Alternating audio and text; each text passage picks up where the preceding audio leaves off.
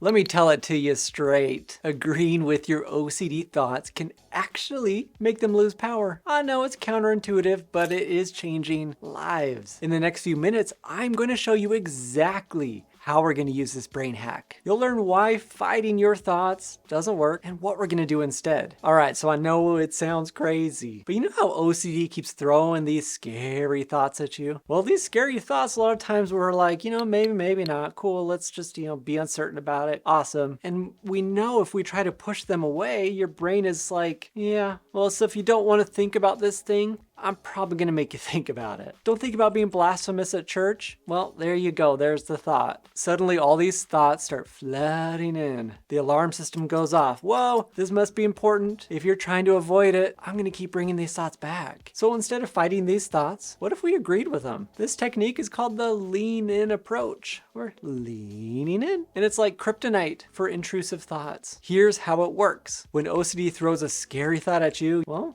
agree with it. Let's say OCD says, what if I picked the wrong person and I'm going to be miserable forever and I shouldn't marry them and it's going to be horrible? I don't know. Well, guess what my answer is? Yeah, I hope I picked the wrong person. Your brain's like, what? What? You don't really hope this, right? Instead of like, let me think through it all. Let me ask a bunch of people. Let me ask forums. Let me go figure this out. Yeah, it's important. I know. But there's a difference between questioning a relationship with just random questions, thoughts, and anxiety. And I've already gone through it. Anxiety. And there's no real threat other than the one we're creating. I know it goes against everything we've been taught to do. But here's the thing. By agreeing with the thought, you're taking its power away. It's like you're shocking it. Sarcastically agreeing with your intrusive thoughts. Wouldn't that be amazing if I had a blasphemous thought right now? Oh, hope it happens while I'm at church too. That'd be great. I want other people to hear my thoughts. Please make it happen. Sounds ridiculous, right? But that's exactly my point. By responding with humor, you're showing your brain that these thoughts don't matter. Cool, whatever. I'm not defining it if I have the thought or not. But Nate, what if I actually have the thought? Or I'm gonna do the thing I'm agreeing to? Well, guess what? That's the risk we're willing to take. And this is for those who have OCD. I go through this risk management in my Master Your OCD course. I'm linking that down in the description if you're curious. Teaches you how to do treatment, man. But if you think about this, OCD is like a schoolyard bully that throws these scary thoughts at you, expecting you to freak out. But when you just shrug and say, yeah, okay, so what? It's like you've taken the wind out of the bully's sails. Suddenly, OCD doesn't know what to do with itself. This approach is all about acceptance. Instead of trying to get rid of the thoughts, you're learning to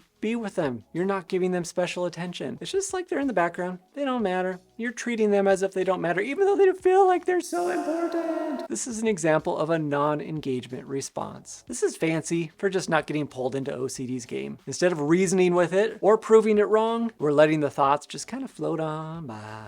Focusing on more important things in your life. I know it all sounds pretty wild. There's no way I can agree with these horrible thoughts. That's okay. It takes practice. It can feel scary at first. And actually, it works. It helps. Because agreeing with a thought doesn't mean I'm actually agreeing with it. Agreeing with a thought means I'm giving you a response that says, I don't care. Cool. Awesome. I am accepting you. I am accepting this thought, this feeling, this urge, this sensation in my body. I'm accepting it. Thank you for letting me live and have experiences. But it doesn't mean I'm going to do anything about it. So thank you. The more you practice this, the less power these thoughts have over you. You literally are retraining your brain. All right, let's talk about another powerful tool against those pesky intrusive thoughts. It's called mindful recognition. It's like having a superpower against OCD. And you might wonder if not engaging with these thoughts means ignoring the danger. But here's the cool thing. Mindful recognition, you're not ignoring the thoughts. You're just changing how you interact with them. I'm just acknowledging them. Cool, awesome, you're here. That's great. I'm not getting tangled up in them though. If you imagine sitting on a park bench, you're just watching these clouds float on by. You can't do anything about it. You just get to see them. You don't try to grab them. You don't try to push them. You can say all you want. I hope they go faster. I hope they move faster. But they will not do what you say because you don't have that much power. So instead, we just let them drift on by. The same with these thoughts. We think we have so much power, but we don't when it comes to thoughts because they're just gonna come. Hey thought, you're here again. That's great. Love ya. See you in the next one. Here's how you can do this in real life. Maybe you find a quiet place where you can sit comfortably. Close your eyes. Take a few deep breaths in, breaths out. thoughts come to your mind. Try labeling them, meaning, that's a thought. Oh yeah, there's another thought. OCD thought. Great. I'm not sure if this one is, but cool. We'll see. Some people call this mental noting. And it helps create distance between you and the thought. It's just cool. I've left the gate open. You come on in. You can leave whenever you want to. Come on in if you want. I'm just gonna be sitting here practicing with the thoughts instead of ruminating on it. Rumination means I'm trying to figure it out. We're not trying to figure those out anymore. Your job's just to go live life. But here's a really important part. Allow yourself to feel anxious while you're doing it. That's okay. Enjoy the feeling. Love it. Notice it. Is your heart beating faster? Does your stomach feel queasy? Your shoulders getting tense? You sitting in a weird position? I don't know. Anxiety. Love it. This is great. You're welcome to stay all day if you want to. This is not about getting rid of the thoughts. It's about changing your relationship with them. So after you're done with this activity, you're probably still gonna have thoughts. Hey thoughts. Cool, awesome, welcome. And there can be a point where your thoughts are just coming and they're going and they're coming and they're going, because that's how life works, with or without OCD. I think about this, where I might be listening to a radio station and there are ads or commercials that are coming up. You can't stop it from happening. They're going to happen. So you listen to it. You can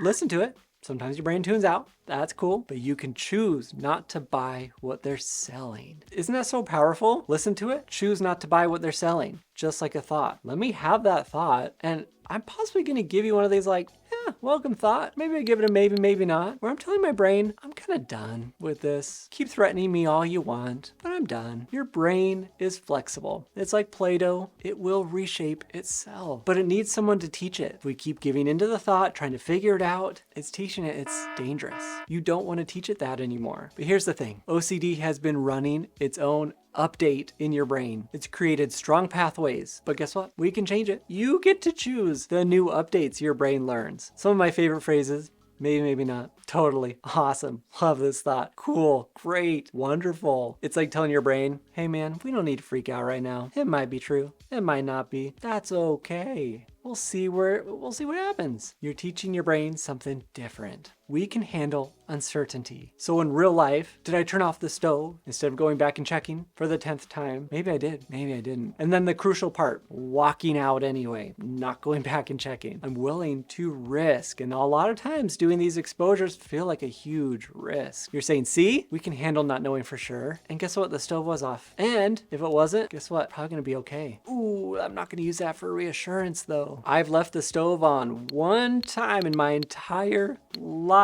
It was on for like 18 hours. Came back, bummer. I just wasted a lot of energy. Now I got a bigger bill to pay. That was it. Sometimes the catastrophe that comes into our mind is way worse than the actual thing. Over time, OCD weakens when we don't give it that attention. I love teaching these brain hacks for OCD. Oh man, I'm not really that big of a fan of brain hack, but I said it, so let's own it.